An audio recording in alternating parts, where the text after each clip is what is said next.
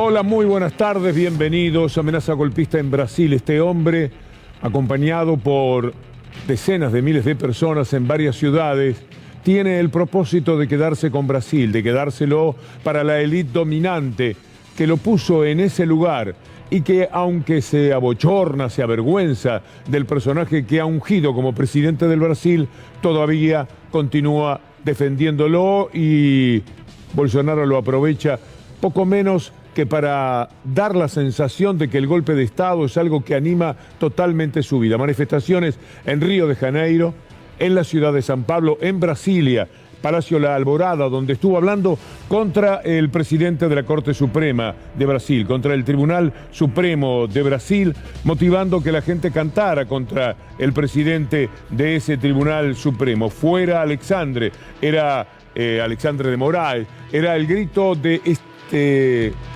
mundo de gente que acompañó a Jair Bolsonaro, a su familia, a sus ministros, a toda la gente que piensa que Brasil es solamente para estos pocos, porque frente a los más de 200 millones de habitantes de Brasil no dejan de ser demasiado pocos como para corresponderse con la posibilidad de quedarse con el propio país. Un acto rodeado de miles de seguidores, como decía, de ministros y de seguidores, acompañado por el sonido de implosiones de tanques de guerra, es decir, sin privarse de la provocación que esto significaba. Ahí estaba Jair Bolsonaro enviando desde el Palacio de la Alvorada un tremendo mensaje golpista a la Corte Suprema de Justicia de su país, en el marco de una marcha que mantiene en alerta a Brasil en el día en el que se está celebrando la independencia del país. Lo vamos a tener después a Lula, hablando naturalmente en otros términos. El discurso fue durísimo y fue catalogado por los medios locales como una amenaza golpista. Digamos de paso que los medios locales son los mismos que ayudaron al golpe de Estado blando, sacando a Dilma Rousseff y permitiendo que se ungiera como presidente del Brasil este insólito, este increíble personaje. Pero ahora ha peleado con eso, los ha enfrentado y son los propios medios que lo pusieron en ese lugar o que sacaron de allí a Dilma Rousseff con el golpe blando para que apareciese Bolsonaro como el presidente de Brasil, los que ahora lo quieren quitar. Por supuesto que preocupa muchísimo que tenga todo ese apoyo, como ustedes pueden apreciar. No son pocas personas, las ciudades más importantes, no solo Brasilia, sino Río de Janeiro. Vieron ustedes lo que era la plaza de Copacabana, la zona de Copacabana, de Leblon. Todo eso estaba cubierto por una multitud impresionante que cantaba, que gritaba por Jair Bolsonaro. Quiere decir que estamos hablando de seguidores que en todo el país se deben contar también por millones. Parece mentira, porque no se puede ser más imbécil que Bolsonaro. No hay manera de recorrer entre los jefes de Estado del mundo entero un camino parecido al de Bolsonaro. Sin embargo, estas marchas, mire usted lo que es la belleza de Copacabana, de las playas de Brasil con los morros al fondo, con fuera el presidente del Tribunal Supremo. Esto es lo que muestra el cartel de uno de los seguidores de Bolsonaro. Bailes, manifestaciones hasta de alegría de quienes se están llenando de tristeza a la democracia de Brasil. Esto es lo que hemos tenido durante toda la jornada. Era algo que aparecía como una amenaza latente sobre esa democracia de Brasil. Bueno, ahí tenemos el resultado que ha sido muy exitoso para Jair Bolsonaro, el hombre que hasta detuvo un partido de fútbol en el marco de querer llamar la atención para que más gente lo acompañase en estas manifestaciones. Vamos a escuchar a Bolsonaro, un Bolsonaro que es de archivo, que habla de lo que piensa de la democracia y que se da, por supuesto, perfectamente la mano con el Bolsonaro que ahí está conduciendo a estos cientos de miles de personas. Através do voto, você não vai mudar nada nesse país. Tá? Nada, absolutamente nada. Você só vai mudar, infelizmente, que um dia nós partimos para uma guerra civil aqui dentro. E fazendo um trabalho que o regime militar não fez, matando 30 mil. Matando. Se vai morrer alguns inocentes, tudo bem. Se qualquer guerra, morre inocente. Fosse hoje o presidente da República, você fecharia o Congresso Nacional? Não há a menor dúvida, daria golpe no mesmo dia. No mesmo dia. Não funciona. E tenho certeza que pelo menos 90% da população ia fazer festa e bater palma. Ele merecia isso, pau de arara. Funciona. Eu sou favorável à tortura, tu sabe disso. E o povo é favorável a isso também. Al mundo para que un hombre como Jair Bolsonaro pueda ser el conductor de estas multitudes, un envilecimiento total, una deshumanización, una pérdida de los valores más importantes a favor de la democracia, de la justicia, del derecho. Todo esto queda afuera de toda posibilidad cuando uno escucha lo que ya de joven decía Jair Bolsonaro. Temprano por la mañana, antes de salir a saludar a los partidarios, Bolsonaro afirmó en una declaración que hizo por Facebook que hoy es el Día del Pueblo y el pueblo dirá a dónde el gobierno debe ir. Pero es un pueblo que se manifiesta de esta manera. No está hablando de democracia, no está hablando de un pueblo que vaya y lo elija nuevamente como presidente de su país. Nuestro Brasil no puede seguir de rehén de una o dos personas. O vuelven al eje o serán ignoradas de la vida de la política. ¿Usted se acuerda de Macri diciendo exactamente lo mismo? Jair Bolsonaro amenazó a la corte, o el juez encuadra a los suyos, o puede sufrir aquello que nosotros no queremos. ¿Quiere ver lo de Macri? Es exactamente el mismo concepto. Esto lo dijo Macri, los jueces tienen que saber que buscamos la verdad o buscaremos otros jueces que nos representen, es decir, tal para cual en ese sentido. Quiere decir que toda la jornada hemos estado bajo esta oscuridad para la democracia de Brasil, que tiene que ver también con todo lo que nos preocupa y angustia América Latina, porque lo que pasa en Brasil tiene un rebote inevitable en países como la Argentina, no solamente por vecindad, sino también porque estamos hablando de los más poderosos de América del Sur, y Brasil, uno de los 6 o 7 países potencialmente más poderosos del mundo. Con Lula llegó justamente a ese lugar. A propósito de Lula, habló en el Día de la Independencia, ciertamente un discurso bien por afuera de lo que significaron las palabras de Jair Bolsonaro. Mas ao invés de anunciar soluções para o país, o que ele faz neste dia é chamar as pessoas para a confrontação. É convocar atos contra os poderes da República, contra a democracia que ele nunca respeitou. Ao invés de somar, estimula a divisão, o ódio e a violência. Definitivamente, não é isso que o Brasil espera de um presidente. Por la tarde, el tribunal se expresó sobre lo que había dicho Bolsonaro. En este 7 de septiembre conmemoramos nuestra independencia, la que garantizó nuestra libertad y la que solo se fortalece con un absoluto respeto a la democracia, dijo el juez Alexandre de Moraes, a cargo de causas en las que Bolsonaro es investigado por ruptura democrática. Bueno, todo esto tiene que ver con el comportamiento de un hombre que afirmó en los últimos días que espera movilizaciones multitudinarias y las ha conseguido, que quería enviar un ultimátum a los jueces de la Corte Suprema y lo ha hecho. Esa corte que abrió varias investigaciones contra él y contra su entorno. Son corruptos, son violentos, son antidemocráticos. Es todo lo feo que se puede ser para conducir un país. Pero mire eso, mire que son muchos los que lo siguen. En la columna vamos a estar hablando de lo que pasa en España, por ejemplo, con Vox, de la locura que determina el panorama más violento que uno pueda concebir por las fobias de estos personajes. Hablando de fobias, ¿usted lo escuchó alguna vez a Bolsonaro hablar de su rechazo a las mujeres, a los gays, a los negros? Parece mentira. Ahí hay negros, ahí hay mujeres, ahí hay gays que están acompañando esta marcha. Y uno dice, ¿cómo puede ser? ¿Qué es lo que le está pasando en la cabeza a la gente? ¿Qué hay en el espíritu de las personas que van a manifestarse a favor de quien los denigra? Uno no lo puede entender. Pero escuchemos a Bolsonaro como contraste con esta gente que lo está acompañando en estas marchas. A mulher, por ter direito trabalhista a mais, no caso da licença gestante, o empregador prefere contratar homem. O empregador. Eu não empregaria com meu salário. Mas tem muita mulher que é competente. Só que respeita o homossexual. Eles é que tem que respeitar. É o contrário. É o contrário. Você fica meio assim, meio gayzinho, leva um couro, ele muda o comportamento dele. Tá certo? Então, certas coisas, eu já ouvi de alguns aqui, olha, ainda bem que eles deu umas palmadas. Meu pai me ensinou a ser homem. O afrodescendente mais leve lá pesava 7 arrobas. Não fazem nada. Eu acho que nem para procriadores serve mais. Se aproxima de vocês. Você tem um sentimento que vai fazer uma maldade com vocês. Dá duas alternativas para você. A primeira alternativa, você saca do bolso um papel e fala assim: olha aqui a lei do feminicídio. Você prefere a lei do feminicídio ou sacar uma pistola e pá, pá, pá, pá, pá, pá? Isso é defender a mulher. Peligro, ultraderecha. peligro. Doctor Darío Villarruel, Lauti, bienvenidos. ¿Cómo le va? Buenas tardes a todos. Muy fuerte esto. Quiero agregar que hace un ratito dijo que a él lo va a sacar Dios del poder y que nunca va a ir preso. Y ato estas dos cosas. ¿Por qué podrá ir preso? Porque tiene un montón de causas y esas van a avanzar. Y por el otro lado, el tema del que no va a sacar Dios, porque ojo, Bolsonaro no tiene partido, no pertenece a ningún partido.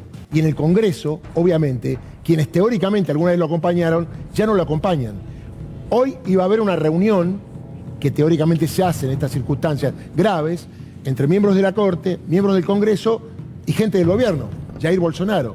Obviamente no va a ir nadie del Congreso y no va a ir nadie del tribunal, porque en realidad el Estado de Derecho y la democracia exige la división de poderes.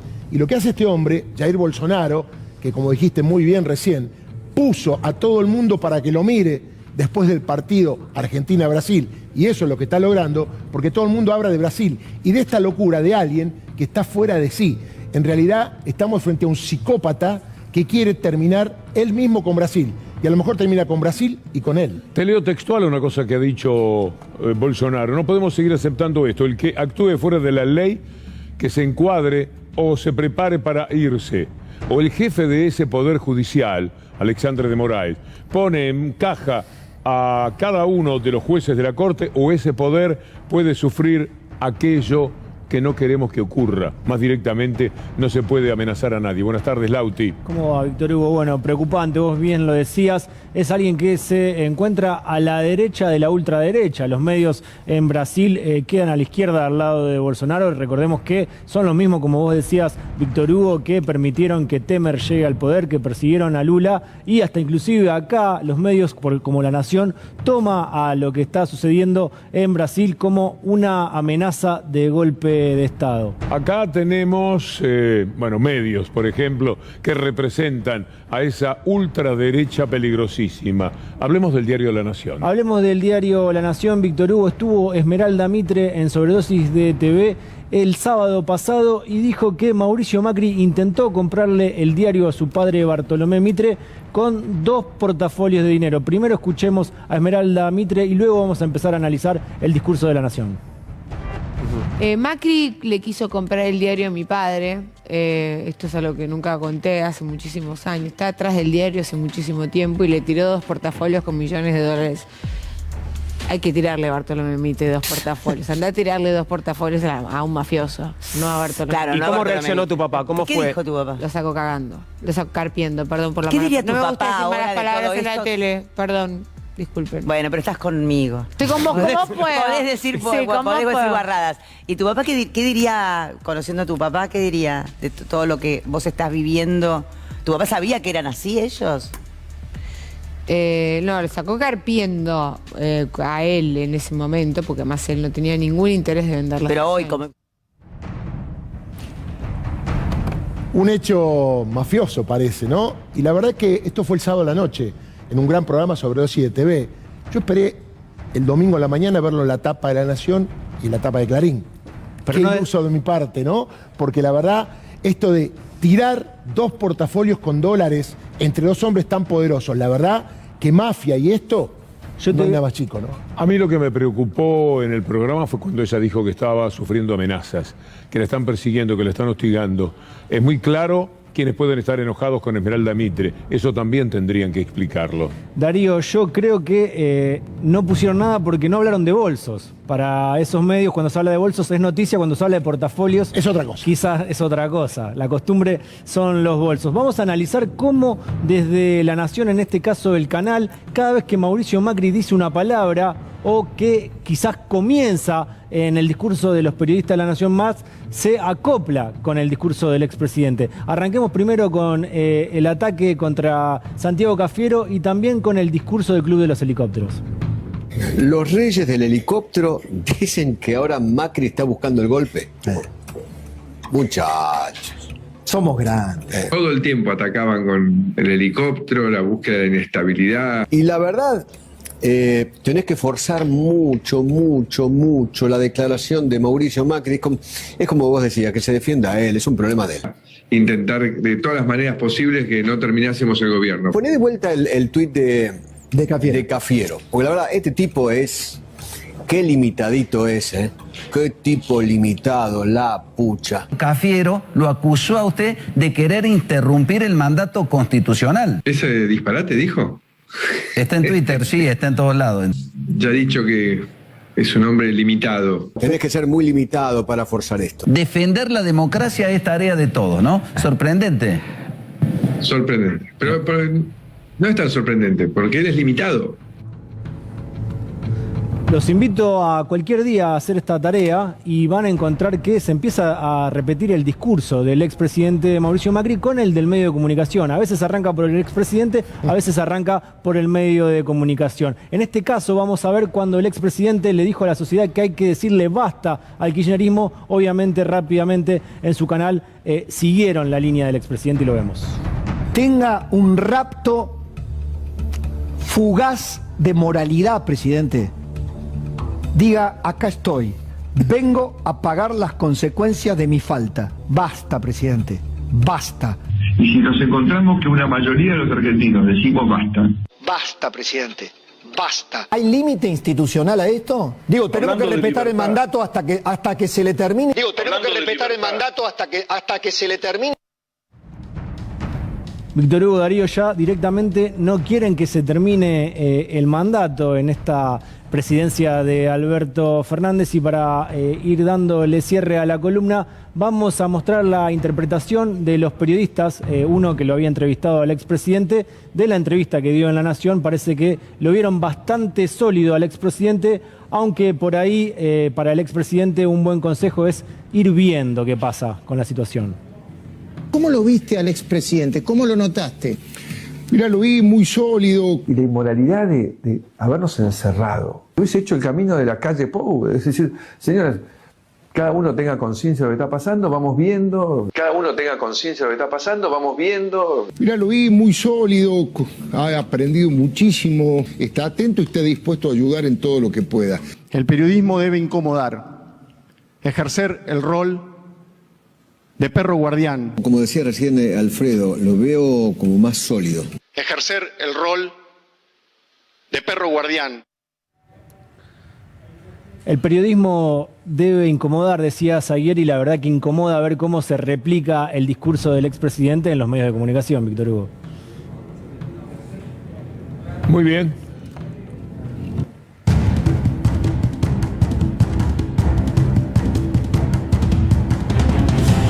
Hablamos del peligro de ultraderecha. Se da en la Argentina de una forma muy perturbadora y se da también en Brasil. Vamos a unir esto que veíamos sobre la Argentina con lo que está ocurriendo hoy en Brasil a través de Marcelo Claudio, nuestro amigo.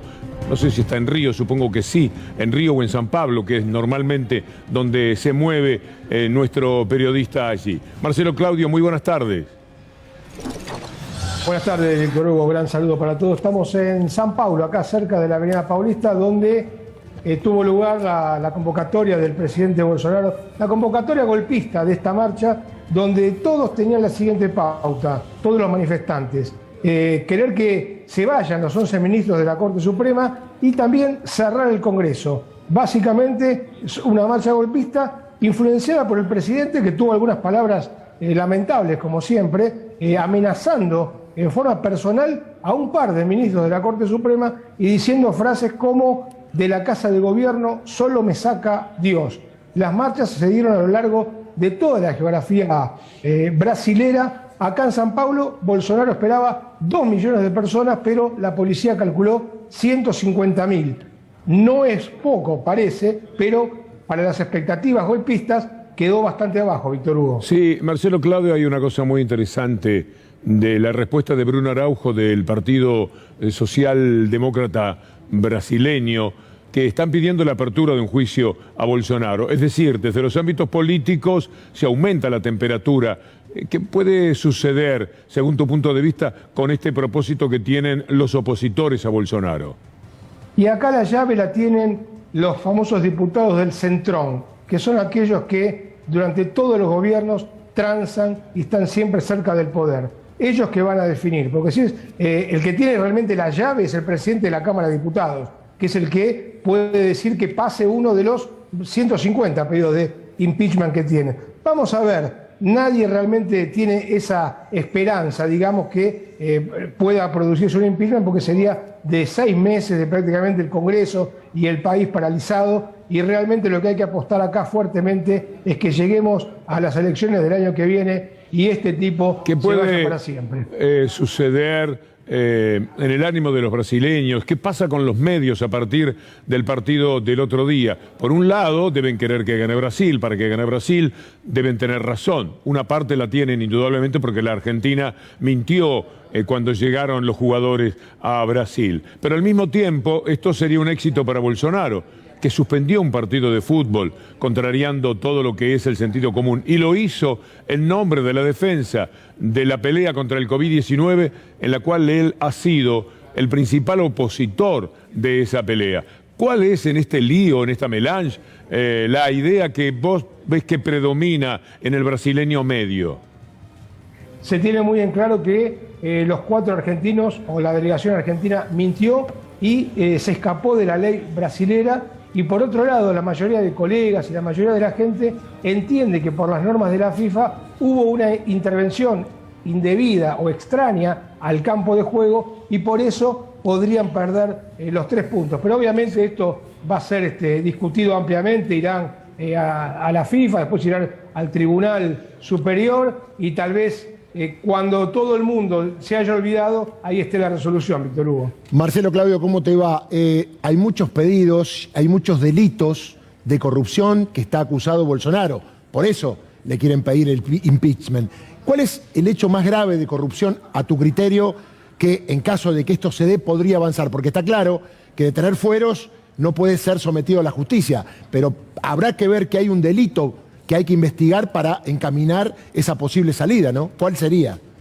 Sí, el juicio político es algo que es bastante difuso, ¿no es cierto? Recordemos lo que hicieron con Dilma. No fue culpable absolutamente de nada, pero le inventaron algo así como crimen de responsabilidad.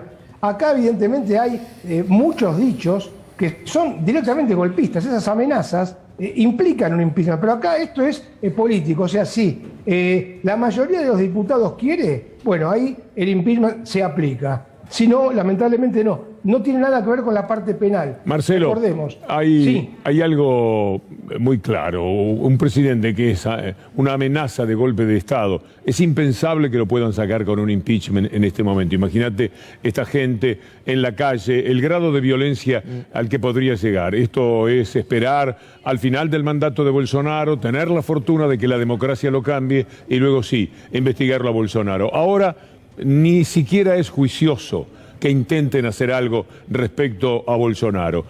La seguimos en cualquier momento, mi amigo. Muchas gracias. Saludos, chau. ¿Y por casa cómo andamos, doctor? Bueno, y por casa ayer estuvo el presidente de la Corte, Carlos Rosenkrantz, en el templo. Perdóname que lo diga así, pero es de tu autoría. Y la pregunta es, ¿lo fueron a despedir como presidente de la Corte? Sí, porque no va a ser más presidente. Pero lo llevaron para que dé explicaciones a la sociedad respecto de su relación con Rodríguez Simón, alias Pepín. Y la verdad que quedó bien claro, como él lo declaró por escrito, que es amigo desde hace tiempo. Entonces, como es amigo, uno que ve, le podría decir al amigo que en realidad se presente, porque él, como presidente de la Corte y amigo, le da garantías de que en la Argentina existe la división de poderes, existe el Poder Judicial y obviamente no le va a pasar absolutamente nada. Pero quedó claro, a ver, es tan fuerte esto que el presidente de la Corte es amigo del prófugo de la justicia. Pero no es grave. De la justicia, que el de arriba es el presidente. No es grave tanto que sea el amigo, como el hecho de que ese amigo fue el que lo puso en la Corte Suprema de Justicia, reconocido por quien lo designó a dedo, además, que es Mauricio Macri. Macri ha dicho que efectivamente Pepín es el autor intelectual de que Rosenkrantz sea integrante de la Corte Suprema de Justicia. Después Clarín maniobró para que fuera además el presidente de la Corte, así como ahora está maniobrando para que lo sea Rosati. Con lo cual las implicancias de Rosenkrantz y Pepín son algo que solamente en la Argentina de hoy puede ocurrir. Tal cual, no fue solo el autor intelectual. Macri reconoció que Pepín hizo el decreto. Macri reconoció públicamente que Pepín hizo el decreto para que entren por decreto Rosati y Rosenkrantz. Víctor Hugo, ya en tu editorial seguramente vas a mostrar el momento en que Rosenkrantz cuenta que fue a TN para hacer un balance de su gestión en la Corte Suprema y bueno, dice que de manera republicana fue una decisión aceptar la invitación de Joaquín Morales Solá. Pero ahora veamos lo que decía Darío en relación a la amistad que lo une a Rosenkrantz con Pepín Rodríguez Simón y Quintana. La doctora Servini me citó a una declaración testimonial en una causa en la que se está investigando la presunta comisión de delitos por parte de funcionarios del gobierno anterior, cuyos perjudicados habrían sido el Grupo Indalo, el señor Cristóbal López y el señor de Sousa. Me hizo algunas preguntas, la más importante de las cuales era si yo alguna vez había conversado con las personas imputadas a quienes conocí respecto de la situación del Grupo Indalo, y le contesté que nunca hablé de ninguna de las causas del Grupo Indalo ni de su situación, como no hablé de ninguna otra causa con ninguno de los imputados que yo sí conocía. Pero que usted habló con ellos. En algunos casos hablé, pero no de estas cuestiones. Digamos, a mí con Rodríguez Simón me une una amistad de muchísimos años, lo mismo que con Quintana, quienes son dos amigos, reitero, de muchos años, pero nunca hablé de estas cosas. Es impresionante la demostración de poder que implica esto. El presidente de la Corte Suprema de Justicia, al que se sabe representante de Clarín, este hombre fue la voz de Clarín cuando se discutió la ley de medios, nada menos. Ellos no tienen ningún empacho, no tienen ningún tipo de problemas, de impedimento, de pudor. Se sienten impunes como para designarlo a través de Pepín. Pepín finalmente es un trabajador, un andador de este mundo que se pega donde puede afiliarse a una forma de poder y desde allí tener alguna gravitación. Es un hombre que ha hecho a la República un inmenso daño de la mano de este personaje que tiene esa leve y ambigua sonrisa, o que se puede presentar con esta seriedad y con esta mirada perdida, de un hombre que ha perdido toda vinculación con el derecho desde hace mucho tiempo, desde que en principio aceptó ser integrante de la Corte Suprema nombrado a dedo, algo que también le corresponde a Rosati, que ahora está Clarín queriéndolo poner nada menos que como presidente de la Corte Suprema, también a él. A un hombre que de buena gana decía que sí a la designación a dedo de un presidente, violando todo sentido del derecho en la vida republicana. Pero mire usted, este hombre puesto por Clarín, a través de Pepín y de Macri, en la Corte Suprema de Justicia, ¿a dónde va a dar explicaciones, Darío? ¿Dónde se presenta Rosenkrantz? ¿Dónde se sienta Rosenkrantz para explicarle supuestamente a la opinión pública qué es lo que está haciendo con la vida de la justicia? Hay que decir que de esa empresa cobraba honorarios antes de ser presidente de la Corte. Recordemos que en su currículum, cuando se llevó a la Corte el tema de la aprobación en el Senado, fue rápidamente sustraído, es decir, se sustrajo el tema de decir que él había sido abogado de Cablevisión, por ejemplo, o de Bruco por Clarín. Como decís muy bien vos, la despedida con buena imagen de alguien que parece serio, y no nos olvidemos nunca, le pido por favor, del tema del 2x1. Él fue el ideólogo del fallo del 2x1, donde miles, cientos de miles de argentinos salieron a la calle para evitar que los genocidas recuperen la libertad. Bueno, Carlos Rosenkrantz fue quien hizo ese voto y lo acompañaron otros dos. Yo quería preguntarle a Darío por qué crees que Rosenkrantz tiene la obligación republicana, como dice él, de ir a TN a hacer un balance de su gestión, pero no se presenta a declarar y manda un escrito donde no hay repreguntas y tampoco acepta, por ejemplo, preguntas de los accionistas del canal. Bueno, tiene derecho a no ir a la convocatoria de Servini. Puede responder por escrito dada la posición de Rosenkrantz. El doctor Morales, claro, sabe que... en relación a lo legal sí lo entiendo, pero preguntaba en relación a esta obligación republicana. Claro, es lo ético. Bueno, hay que decir que salió de su domicilio para ir a TN. Durante un año no estuvo yendo a la Corte y también resolvió que los pibes vayan al colegio desde su casa, acuérdense el recurso de Rodríguez Larreta, y diríamos que es la primera aparición pública, es decir, que sale, supongo que estará vacunado con las 2 dosis, cuando él determinó que los pibes vayan al colegio y quedó probado que en esos días que los pibes fueron al colegio, aumentaron los casos en la capital federal y también las muertes. Bueno, no le mandó un escrito a Joaquín Morales Solano. No, se presentó en TN. Ahora vamos a ver el momento en que habló del fin de su mandato. Usted habló de que recién que estaba terminando su mandato y quiero hacerle una pregunta antes de entrar a su gestión. ¿Está definido ya el presidente del próximo presidente de la Corte Suprema?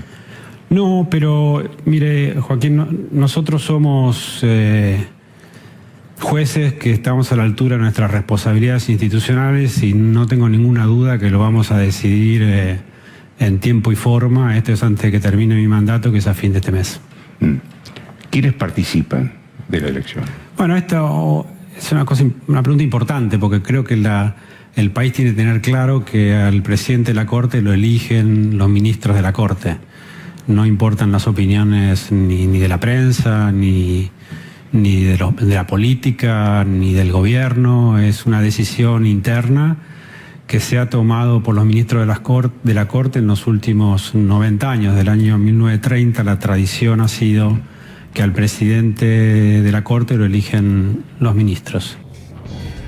Bueno, es la despedida. No lo dijo, pero no va a ser presidente. La posibilidad de que sea Horacio Rosati, también Juan Carlos Maqueda. Esto va a ser antes del 1 de octubre. Como le dije al comienzo, la despedida de Carlos Rosenkrantz. Clarín lo puso, Clarín lo despide del cargo de presidente de la Corte. Pero ojo, que todavía se queda y tiene firmas.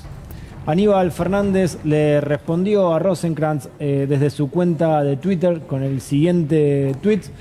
Creo que era en el momento en que estaba trascendiendo la nota. Rosenkrantz dice que otorgó la entrevista a Morales Solá para cumplir la exigencia republicana de rendir cuentas. Claro está, para Rosenkrantz rendir cuentas es dar testimonio en vivo en el canal TN y hace ahí abajo una mención a algo que no comprende con ese muñequito.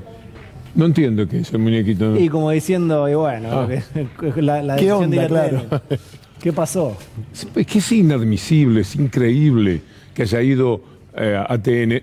Es inadmisible, no es increíble. Debo corregirme. Vamos a tener que emplear mejor los adjetivos en el futuro. Bueno, pasamos ya de Rosenkrantz, ¿no?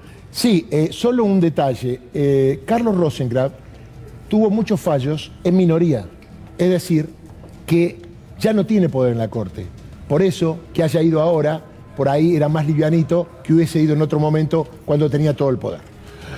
Podemos ver imágenes del río Paraná para sufrir, para mortificarnos, pero esto corresponde, porque tenemos que tomar conciencia de lo que está sucediendo, de todo lo que le hacemos al planeta, de todo lo que el capitalismo le hace. Por eso la lucha es tan despareja y prácticamente infructuosa, y lo será siempre, porque todo lo que hace el hombre para ganar dinero termina agrediendo a la naturaleza, y es mucho el dinero que unos pocos quieren ganar en el mundo entero, y son los principales responsables de lo que está sucediendo con el planeta. Mire usted lo que es el río Paraná, lo que está pasando con nuestro Paraná, el Paraná de las canciones, el Paraná de las poesías, el Paraná de las guerras heroicas, el Paraná de los héroes, de los personajes, el Paraná que ha tenido hasta novias como Ramona Galarza. Este es el Paraná sin agua, el Paraná con una bajante que seguramente se va a quedar varios meses allí. Enseguida vamos a hablar con un especialista. Pero mire antes la preocupación internacional que genera el río Paraná. Este es el New York Times en español. El Paraná se marchita y con él se seca un pilar económico en Sudamérica. El segundo río más grande de la región se está quedando sin agua en medio de la mayor sequía de los últimos 70 años. ¿Hasta cuándo la sequía? ¿Hasta cuándo va a ocurrir esto que está comprometiendo el agua potable, por ejemplo?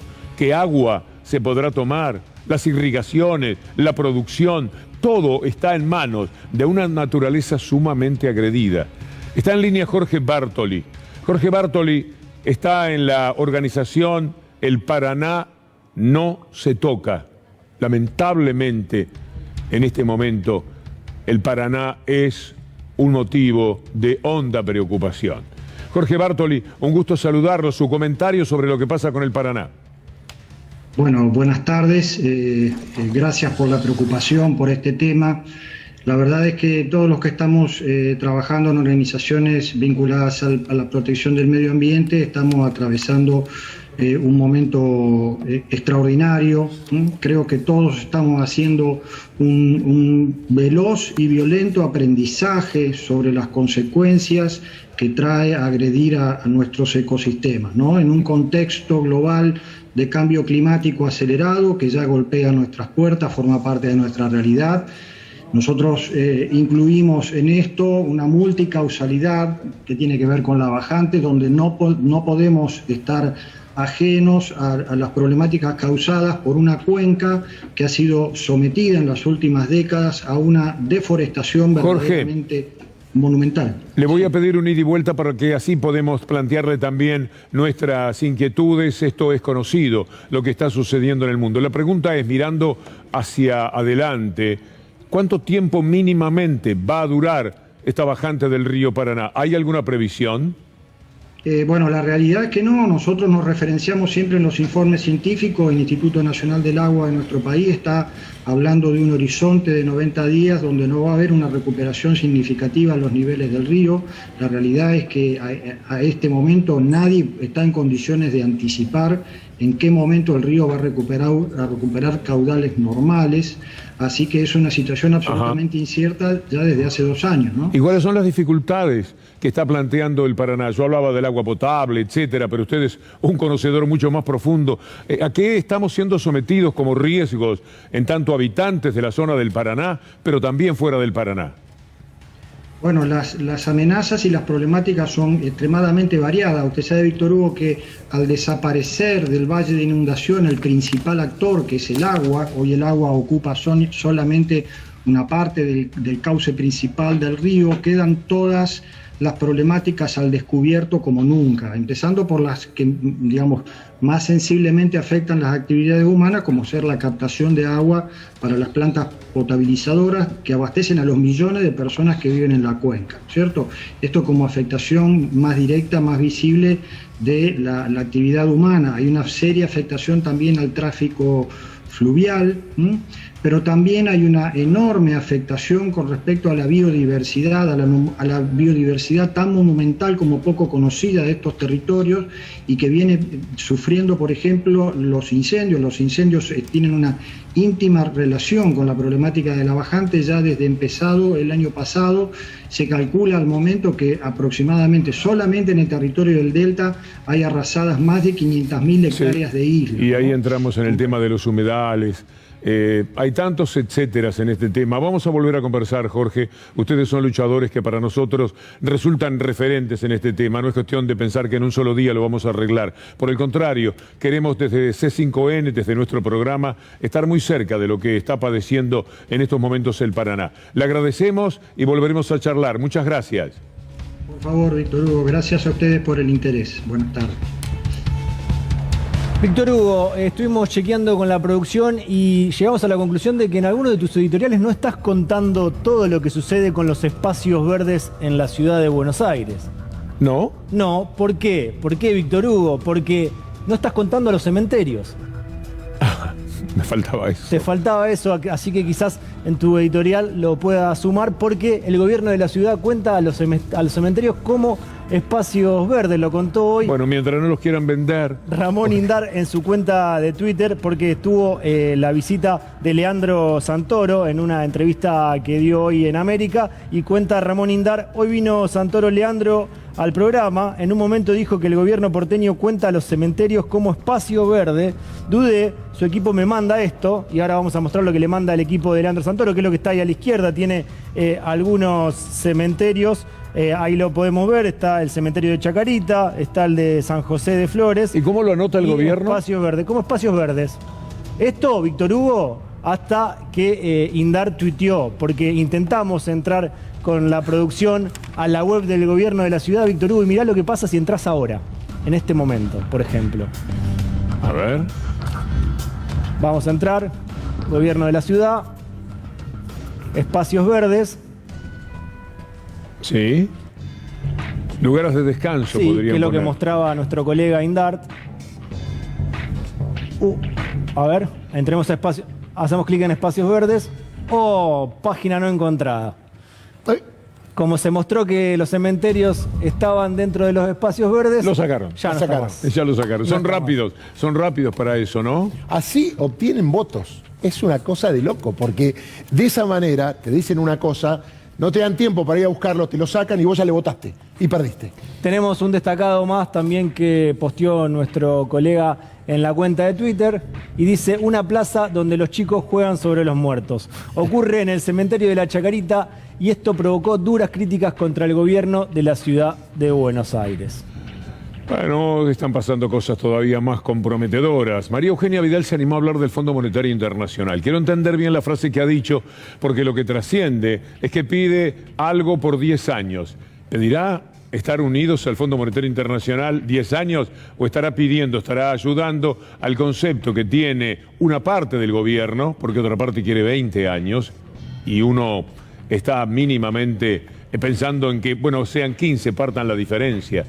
Pero la deuda con el Fondo Monetario Internacional, Steffi Pozo, bienvenida, es un tema que va a haber que discutir acaloradamente y la Argentina tiene mucha razón. Pero te voy adelantando algo que quizás no sabes, venís del curso de posgrado, ¿no? Vengo de dar clases en la Universidad de Buenos Aires. Nada menos, Docente de la Universidad de Buenos Aires. Después de la tanda nos vas a contar sobre este tema y vamos a tener alguna precisión sobre lo que ha dicho María Eugenia Vidal con respecto al Fondo Monetario Internacional. Es increíble que ella hable, endeudadora como fue, serial de la provincia de Buenos Aires, deuda que ha pagado recientemente Axel Kicillof. No la pagó, acordó con el 98% de los acreedores cómo les va a pagar. ¿Digo bien? Dice muy bien, profesora. Víctor Hugo. Dice muy bien. Siempre usted 10 puntos. No, yo 10 escucho puntos. mucho. Usted sabe que es 10 puntos. Y trato de aprender. Hacemos la pausa y al volver estaremos hablando justamente de estos temas. Fondo Monetario Internacional, María Eugenia Vidal, y vos traías otro tema. El Salvador es el primer país en el mundo que usa Bitcoin como moneda de curso legal. ¿Qué es un Bitcoin? ¿Qué es una criptomoneda? Todo eso después. Me tenés que ayudar. Sí,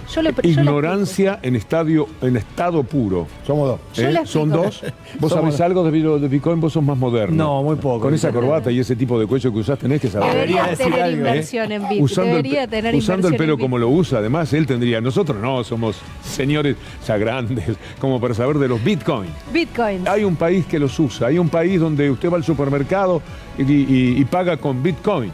¿Cómo es la historia? Bueno, lo va a contar Estefanía Pozo. Espérenos 3 minutos.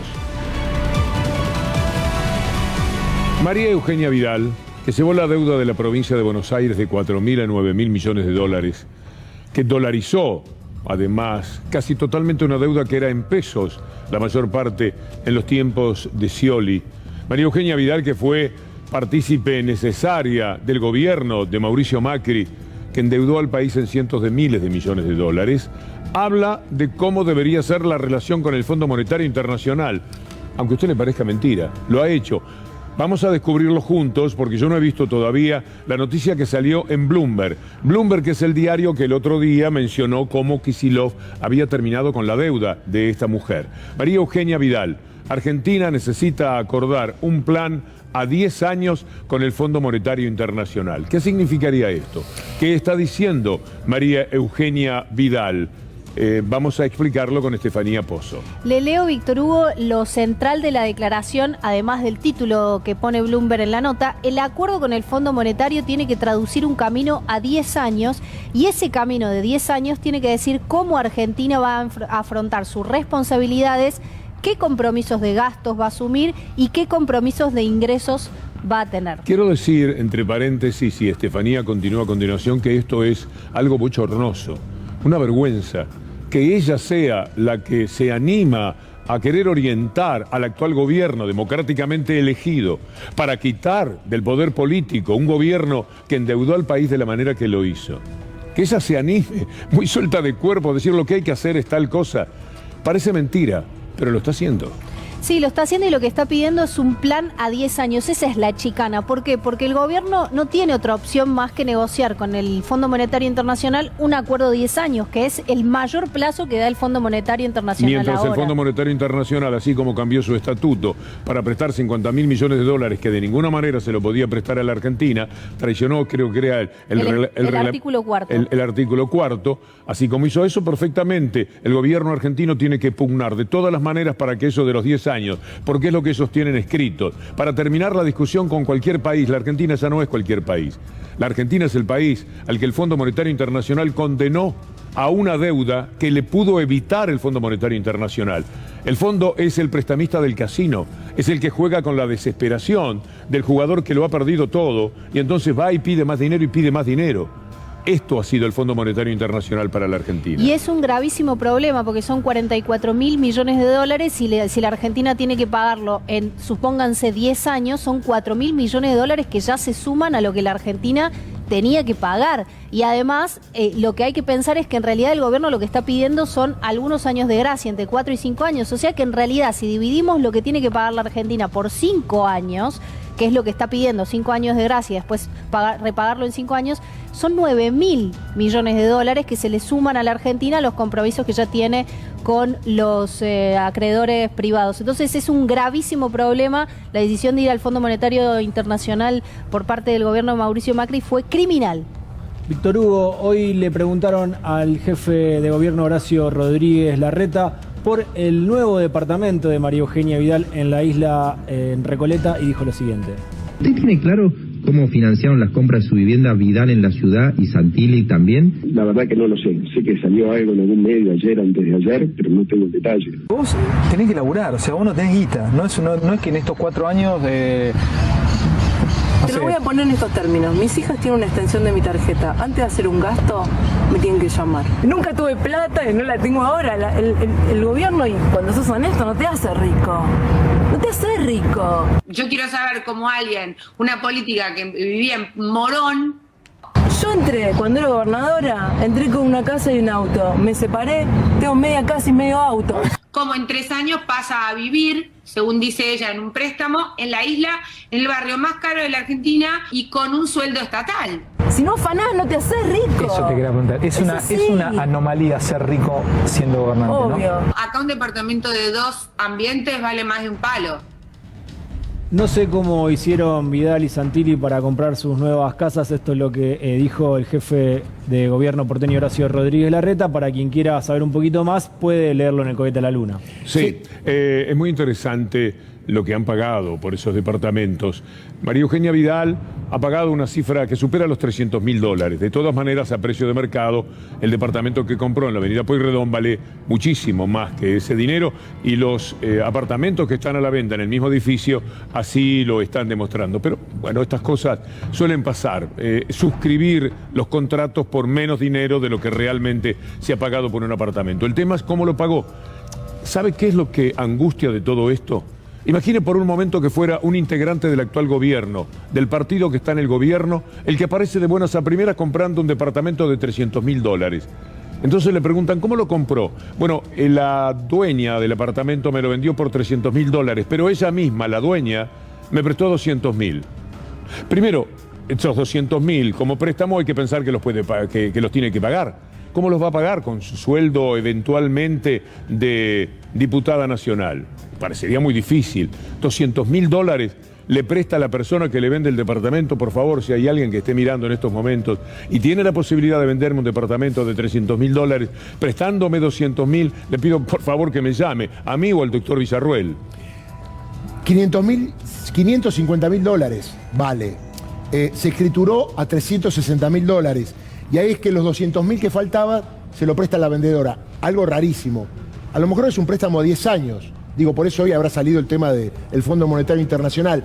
Y un dato contundente, y por esto Víctor Hugo lo dice, el tema del apagón informativo. Este tema hace más de 2 meses. Yo publiqué un tuit respecto de esa compra, porque tenía el dato que iba a vivir ahí, que hubo refacciones, que se pagaron $100.000 de refacciones, que también hay que pagarlo, y fue apagado. Hay alguien que tuitea muy bien, se llama Carlos Rielo, que tiene todos los datos y que lo fue contando. Hasta Aníbal Fernández, hace menos de 15 días, apareció con estos datos. La pregunta es muy simple.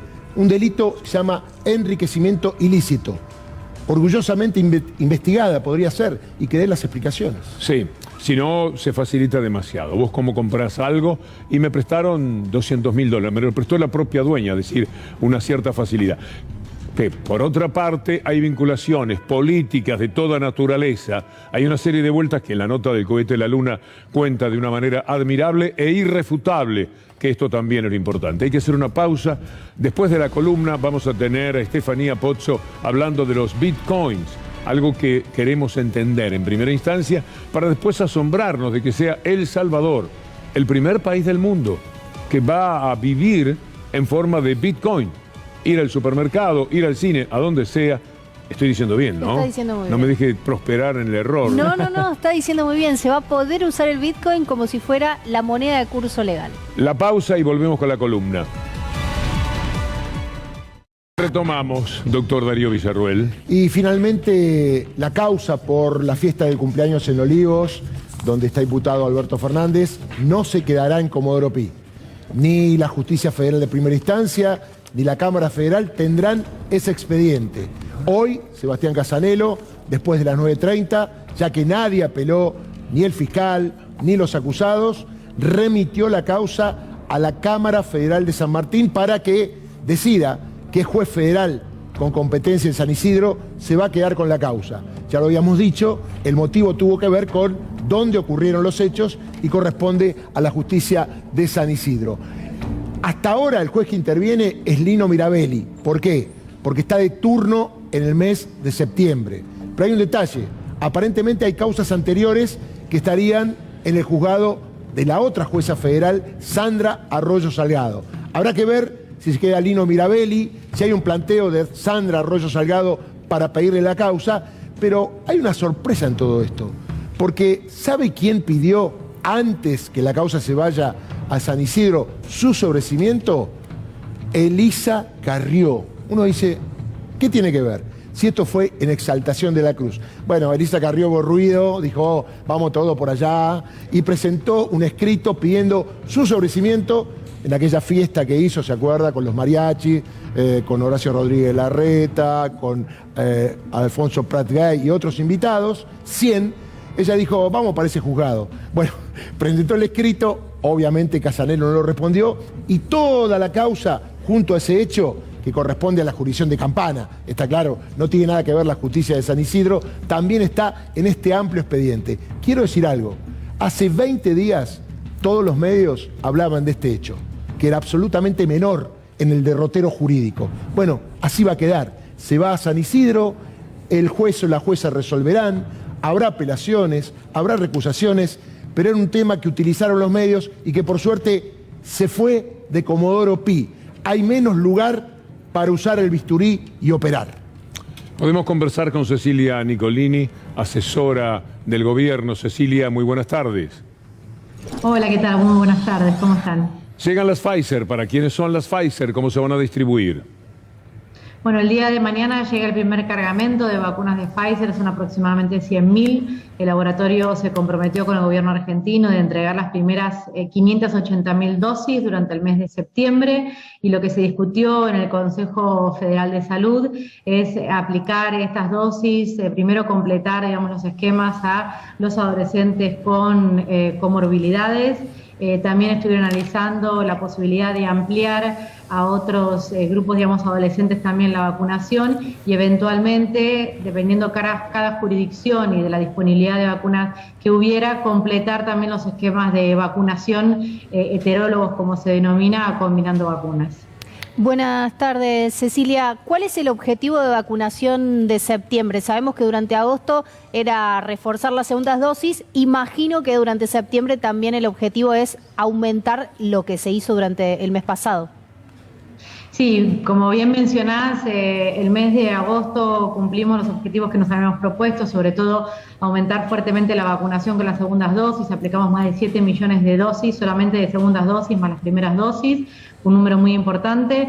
Durante el mes de septiembre esperamos también reforzar y seguir vacunando con segundas dosis para completar todos los esquemas de vacunación de las personas que lo hayan iniciado y así poder enfrentar la eventual llegada, bueno, ya llegó la variante Delta, pero si eventualmente se hace predominante la Argentina, que puedan estar lo más protegidos posibles toda la población. Cecilia Lautaro La Salude, quería preguntarle qué avances o novedades hay en relación a la producción de la vacuna en el país y por otro lado si hay algunas nuevas posibilidades que se estén estudiando para hacer combinación de vacunas entre laboratorios.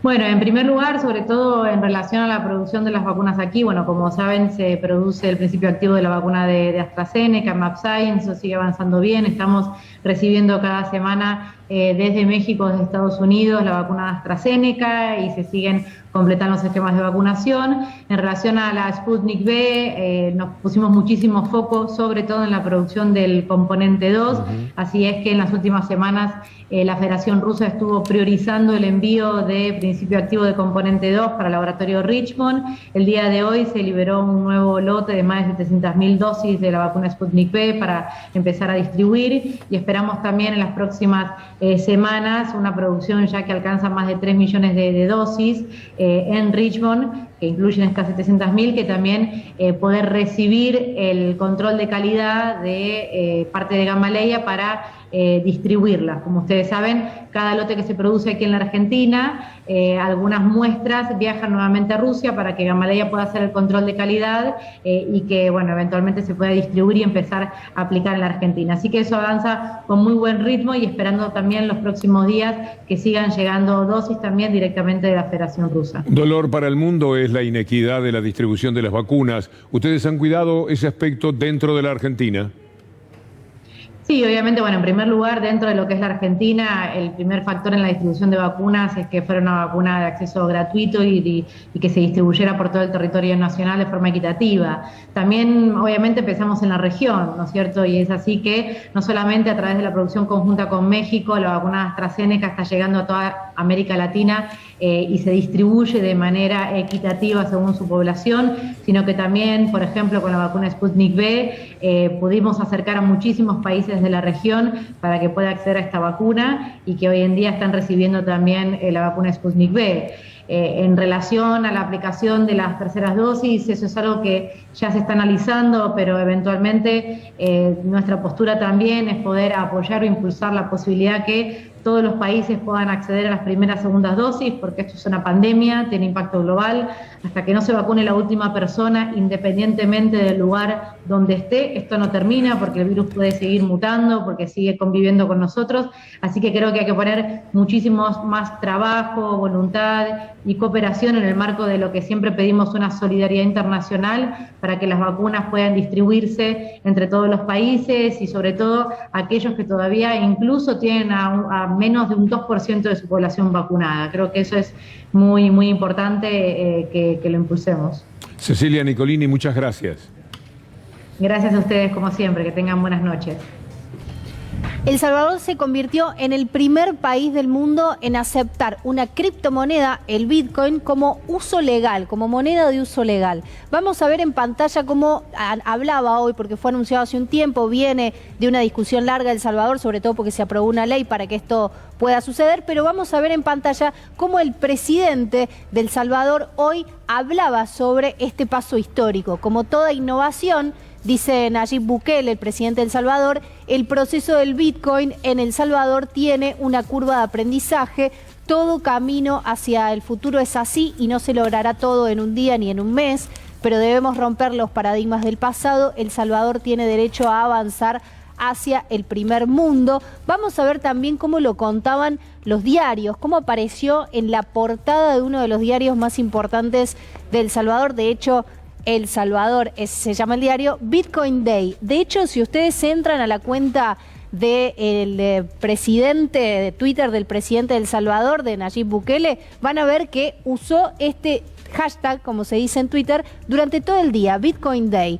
Además, lo que hizo el país fue sacar una billetera virtual. Ahora les explico qué es una criptomoneda, pero sacó una billetera virtual que se llama Chivo. Entonces, las personas tenían que bajarse una aplicación que se llama Chivo y a partir de ahí utilizarla para pagar con Bitcoin cualquier tipo de servicio. Justamente es lo que ven ahora en pantalla. Se puede usar para pagar y cobrar cualquier bien o servicio. Vos vas, por ejemplo, al supermercado, comprás lo que sea que tenés en el carrito y decís, voy a pagarte con Bitcoin en vez de pagarte con efectivo. ¿De dónde sacás los Bitcoin? Es decir, ¿cómo me hago de Bitcoin? ¿Cómo me hago de la tarjeta que dice cuántos Bitcoin tengo? Bueno, tenés que comprar Bitcoin. Y ahí es buena la pregunta. ¿Por qué? Porque el Bitcoin es una moneda virtual. Y acá empezamos a la complicación de explicar qué es una criptomoneda, porque no hay un banco central como en el resto. A un Milei del Salvador ir a quemar el Banco Central. No se puede. De hecho, los más liberales apoyan este tipo de monedas. ¿Por qué? Porque no hay un banco central. Nosotros estamos acostumbrados que en el caso de Estados Unidos o en el caso de la Argentina, quien emite las monedas es una autoridad central que tiene todo el control sobre la política monetaria. ¿Y aquí quién las emite? Las emite, bueno, es una buena pregunta. Se minan. ¿Sí qué? Se minan. Hay minería de Bitcoin. Se van creando las Bitcoins con grandes computadoras, que esto de hecho consume muchísima energía eléctrica, y esa minería para crear esos Bitcoins es lo que genera los Bitcoins. Se paga con ¿Dónde está el Bitcoin. sustento de esa moneda? El sustento de esta moneda es el siguiente. Como no hay una autoridad central, el intercambio de cada Bitcoin se asienta en una secuencia, una base de datos descentralizada. Entonces, si yo le doy a usted, por ejemplo, un Bitcoin, es un montón. Ahora vamos a ver la cotización del Bitcoin, es más o menos casi $48.000. Pero si yo le doy a usted... digamos que el gobierno de El Salvador compró 200 Bitcoin nada más. Compró, exacto, ¿Sí? 200. Después, más tarde dijo que había comprado otros 500. Bueno. O sea, fue comprando durante el resto del día. Bueno, entonces yo le doy un Bitcoin y hay una serie de usuarios que están chequeando y dejando asentada esa transacción para que ese Bitcoin no sea utilizado por otra persona. ¿Y qué hacemos con la cotización? ¿Cuáles son los ríos de la cotización? Miren Porque yo, sin entender nada, lo que sí he visto es que el Bitcoin de repente vale $100.000 y por ahí va a 20. Miren lo que es el gráfico ese. De hecho, ahí está el gráfico. Fíjense, esto es solo 2021. Empezó el año bien a la izquierda desde el inicio de año.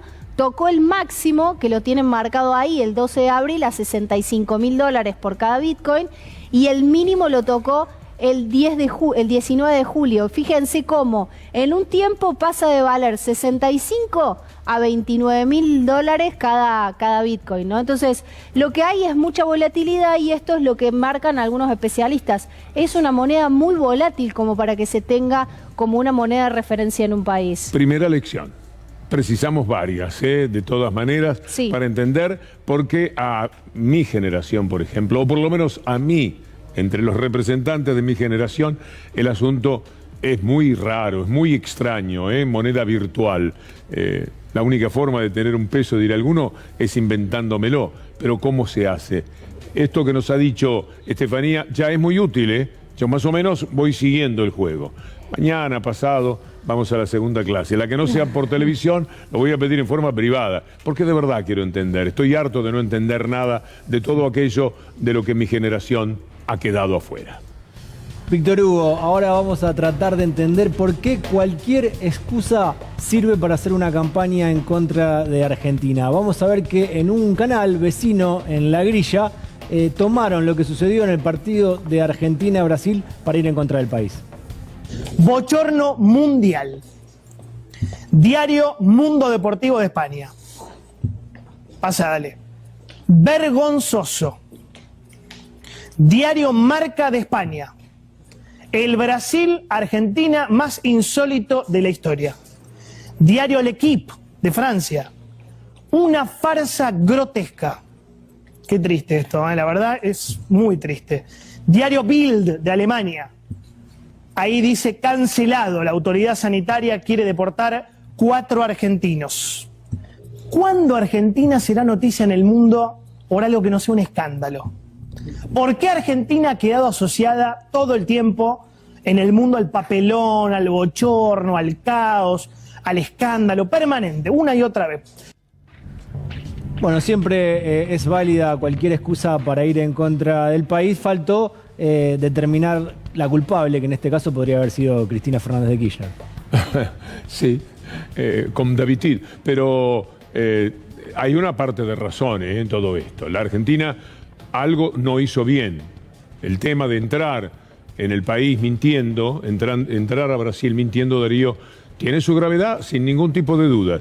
Después viene todo lo que significan los Bolsonaros, cómo ellos pudieron evitar el bochorno en vez de propender al mismo, pero la Argentina en principio estuvo obsesionada con algo que perfectamente podía evitar, traer jugadores que no le cambian, ni siquiera era Messi, pero así fuera Messi. ¿Sabés que te quiero?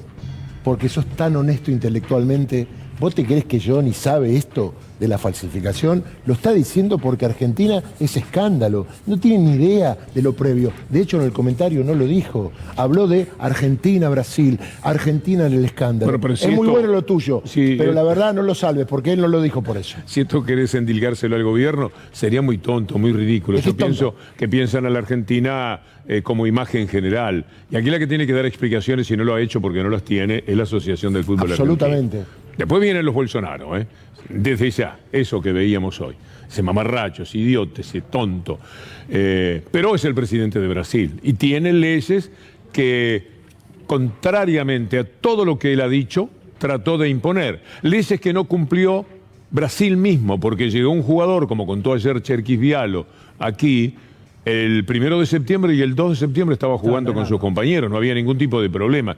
Es decir, el inconveniente fue cuando ellos se dieron cuenta que podían atacar a la Argentina. Los Bolsonaro, que tienen una historia tan extraña, tan rara, un complejo tan especial con todo lo que sea la Argentina. Hacemos una pequeña pausa final y después ya el desenlace del programa esperando por Gustavo Silvestre.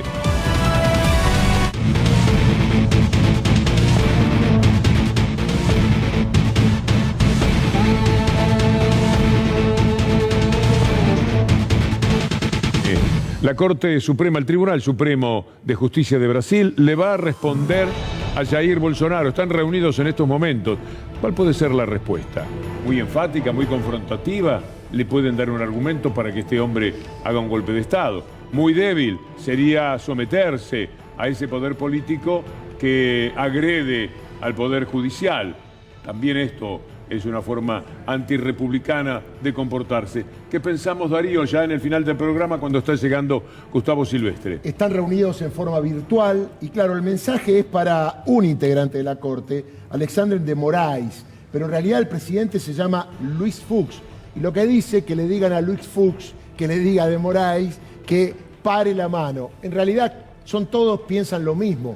Habrá que ver qué respuesta, porque ha avanzado mucho hoy. Cruzaron la línea, dicen los ministros de la Corte respecto de estas manifestaciones. ¿Qué quedará de ese escrito, de esa comunicación? ¿Hablarán al pueblo los ministros de la Corte? ¿Abrirán el paraguas para pedir protección acerca de lo que está pasando? Esto es lo que puede pasar de aquí hasta mañana. Hay que decir que eso no es arena oscura, sino gente. Miren la compañía que tiene. Sí, 150.000 en Brasilia, 150.000 en Río, otro tanto en San Pablo. Tiene apoyo en un país de más de 200 millones de habitantes. También esto es verdad. Se sabe que Lula está por encima de él en cuanto a encuestas se realiza y esto es lo que lo tiene especialmente nervioso. El Tribunal Supremo es más que nada un pretexto para Bolsonaro. Víctor Hugo, para ir cerrando, en otro canal vecino en La Grilla hay una nueva modalidad para entrevistados oficialistas. No pueden criticar al gobierno de Mauricio Macri. Comenzó anoche y le tocó a Victoria Tolosa Paz.